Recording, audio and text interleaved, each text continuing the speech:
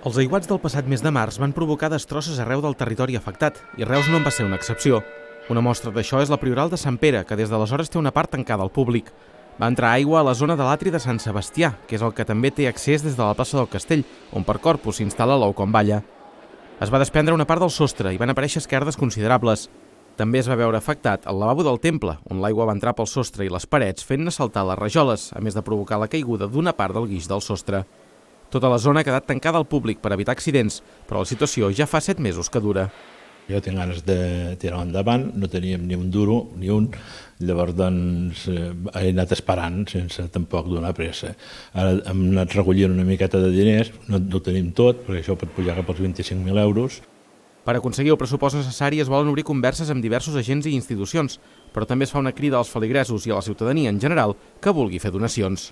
Les persones que tinguin doncs, la generositat de col·laborar amb el que sigui, 10 euros, 10, 100, 100, 1.000, però doncs, poden ingressar per les obres al compte i ajudaran a fer aquesta obra i a deixar doncs, com es mereix la nostra prioral pel servei de tots, com fem sempre pel culte i per altres coses culturals que fem servir.